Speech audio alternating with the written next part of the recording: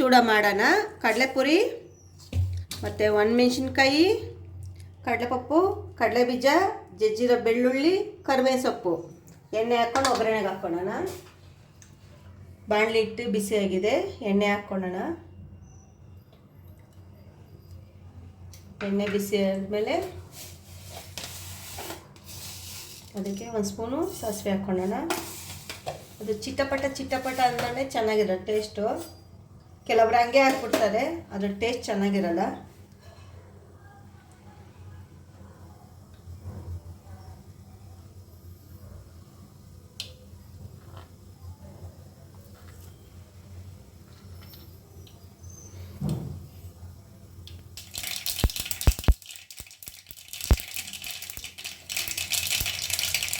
ಅದಾದಮೇಲೆ ಬೆಳ್ಳುಳ್ಳಿ ಹಾಕೋಣ ಸ್ವಲ್ಪ.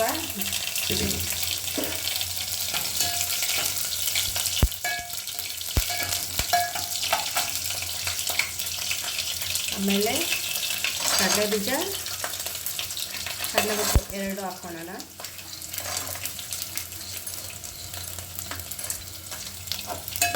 ಚೆನ್ನಾಗಿ ಹುರ್ಕೊಳ್ಳೋಣ, ಕಲರ್ ಚೇಂಜ್ ಆಗೋಲ್ಲ ಅಂತ. ಯಾಕಂದರೆ ಬೆಳ್ಳುಳ್ಳಿ ಬೇಗ ಕೆಂಪಗಾಗಲ್ಲ, ಅದಕ್ಕೋಸ್ಕರನೇ ಸ್ವಲ್ಪ ಕೆಂಪಾದರೆ ಚೆನ್ನಾಗಿರ್ತದೆ ಟೇಸ್ಟ್. ಅದು ಬೆಳ್ಳುಳ್ಳಿ ಅದೇ ಫ್ಲೇವರ್ ಹೊಡಿತಾ ಇರ್ತದೆ.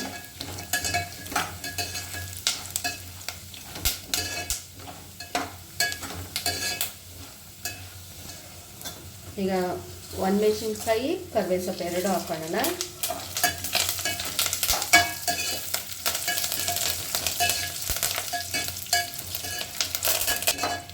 ಇವಾಗ ಇದಾಯಿತು. ಇದಕ್ಕೆ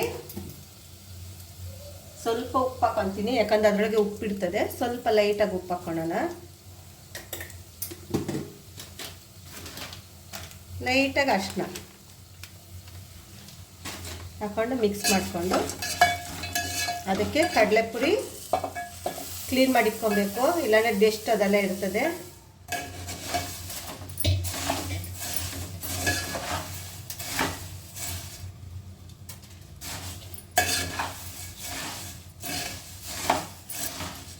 ಈಗ ರೆಡಿ ಇದೆ ಚೂಡಮಣಿ ಚೂಡ. ಒಂದ್ಸತಿ ಬೇರೆ ಹಾಕ್ಕೊಳ್ತೀನಿ ಪ್ಲೇಟಿಗೆ, ಅಂದರೆ ಬಿಸಿ ಇದೆ. ಸಂಜೆ ಹೊತ್ತು ಮಕ್ಕಳು ಸ್ಕೂಲಿಂದ ಬಂದಾಗ, ನಾವು ಡ್ಯೂಟಿಯಿಂದ ಬಂದಾಗ ಟೀ ಜೊತೆಗೆ ಈ ಥರ ಚುರುಮುರಿ ಚೂಡ ರೆಡಿ ಇದೆ. ನೀವು ಮನೆಗೆ ಈ ಥರ ಟ್ರೈ ಮಾಡಿ, ಹೇಗಿದೆ ಅಂತ ಕಮೆಂಟ್ ಮಾಡಿ.